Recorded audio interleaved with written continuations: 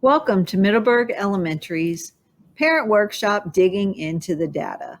Today we're going to look at your child's iready reading and math scores to help you understand where they placed on their diagnostic and to set a goal. Middleburg Elementary is a Title I school. My name is Susan Whitenauer, and I will be going over your child's math diagnostic scores. Miss Gooding will go over your child's reading diagnostic scores. And we also have Miss Raymer, Miss Anderson, and Miss Porch as part of our Title I team, and they worked very hard to help get your packets home to you, and we sure appreciate them.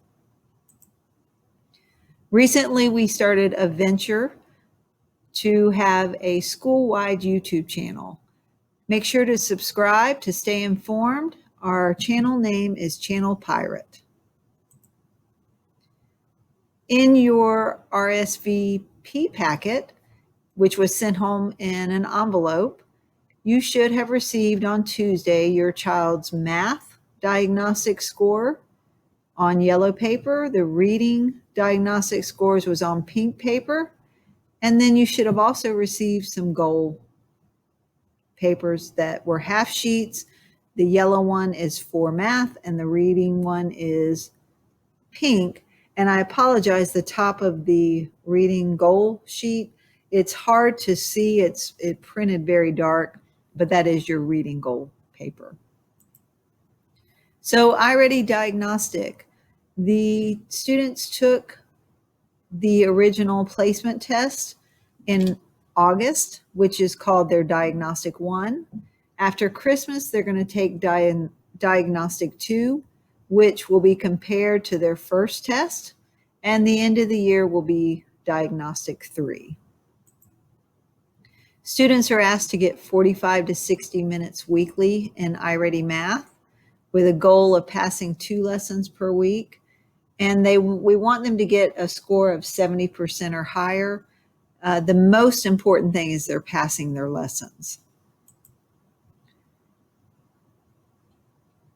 You might need to pause the video to get out the yellow piece of paper, which is their math scores. So you're going to want to look here at the Diagnostic 1. This tells you where your child placed. This student, which was a 5th grade student, this was just a sample page, scored mid-year, mid-5 grade of 500. And so that's going to be their Diagnostic 1 score.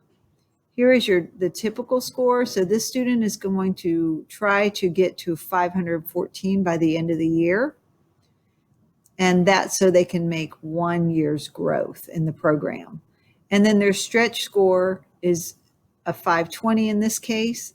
And this is an ambitious growth score, but it is obtainable. And this is really important if your child placed below where their growth should be for a certain grade level, and you'll see that on a chart in just a minute. So these are the goals that they probably want to write down on their goal pages. Okay, this is the stretch goal. So as I spoke of earlier, you'll see it on this line, which is here.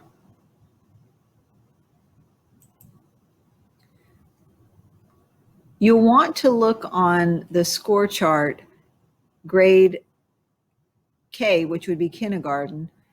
This would be an early kindergarten score range, mid kindergarten score range, and late kindergarten score range. So you're going to want to look at where your child, what grade they're in, and this will show you where they're placing on the chart. Okay, we want to set some goals for your child, and we're hoping you'll do this at home with them. So if you remember, I talked about the Diagnostic 1 score. So definitely write their name. And then the Diagnostic 1 score is going to go here. The example we had before was a 500. I'll show you where that was. So whatever your child has here, that's what you're going to write for the Diagnostic 1. The target score is where you will write your target score goes here and your stretch score here. Now I have an X through this Diagnostic 2 and Diagnostic 3. In January, when your child takes the second diagnostic, they'll write their score here so you can compare their growth. The target score will be the same all the way across, and the stretch score will be the same all the way across, but we're focusing on this today. Now, on this side of your child's goal page, you're going to make a goal for the second math diagnostic. So you probably want to have them list their target or stretch score here or come up with a goal together. And then what are they going to do to meet their goal? Are they wearing their headphones when they work on the program? Because the characters in the program are talking to them, teaching them skills as they learn. Are they showing work on paper? Are they asking for help if they don't pass a test? Are they getting their iready minutes? Then they're going to also write a goal for the third diagnostic, which also can be their target and stretch score. And then once again, what are they going to do to meet the goal? And then this last line is something that you can do with your child, something that motivates them at home to do their best. Maybe you can come up with a goal together or some sort of reward at home. Okay, I'm going to let Miss Gooding take over now and talk to you about iready reading basics for the iready diagnostic.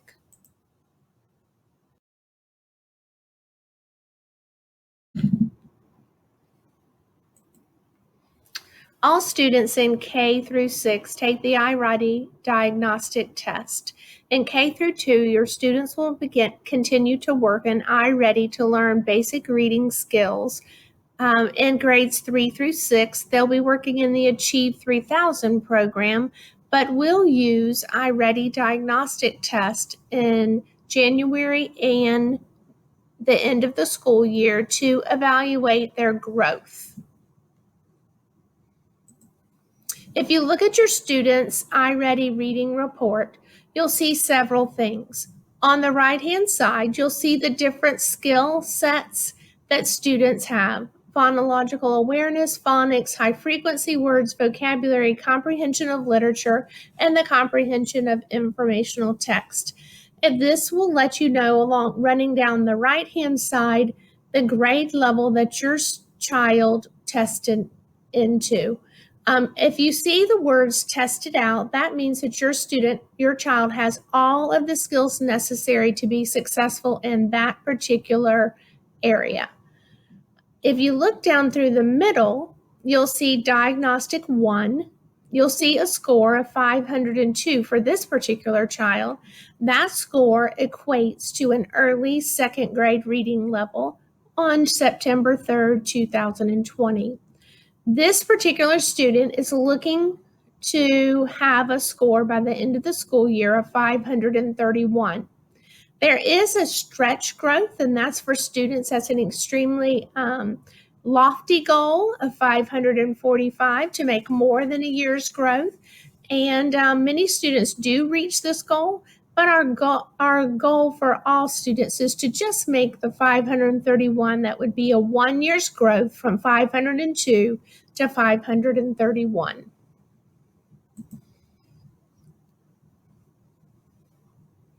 Again, it's saying the stretch goal is your ultimate goal. Another thing that you'll find on your placement information is you'll see your child's Lexile level. Lexile is sometimes important when you're trying to find books on your child's level. You also see that most of Achieve is done through Lexile.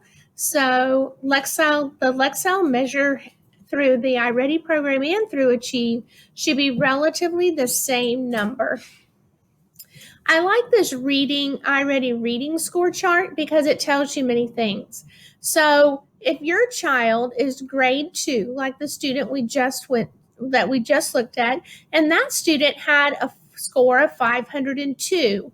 You'll see that early, which is our first test, has a score range of 489 to 512. So at 502, that student is right where they should be for the first test on second grade. Then when you go to the mid-year test in January, you'll hope that that same child has made the growth to be right in the middle of these. And by late second grade, they should make this goal be right in the middle of these two numbers, 537 to 560, and they will have made their year's growth. It's an excellent way to monitor your child throughout the year and know that they are progressing right as they should. So when you're thinking about goals for your child this year, this is where we're going to set goals. So you have your score for iready reading. I'm not sure why it says iready math at the top, but this is your iready reading progress, and you'll put your score right here, the target score right here. The target score you find right here, typical 531, that's your target score. The stretch score is the one that's on the top. So stretch score right here, target score is the middle one, and your child score would be right here. And so then when you're thinking about those scores, you help your child think about what their goal for the second reading diagnostic is.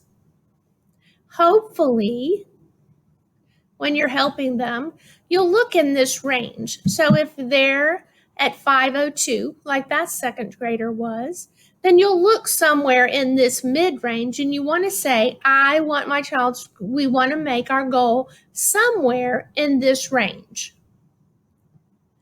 And then your late goal for next time would be in this range. So remember to go back and look through, depending upon what grade your child's in, to go to the mid-range, and somewhere in that mid-range is where your goal should be set. Then what will they do to meet their goal? So when you're thinking back, sorry to flip back so much, but when you think back, what was my child's lowest score? So if I look at this child, I would say that we have a deficit in phonics, and so maybe you could work on some of the phonics skills. You could work on blending, you could work on making sure that your child knows every sound. You could make sure that they know how to blend words together or tear them apart. As you can see, mid-second grade, the comprehension is strong for this child. So the comprehension is not the problem. The phonics is your problem in this age. So if you want to raise your score, then you want to focus on the area that is the deficit for your child. My goal for the third, that will be next time. So you're just working on filling out the first two.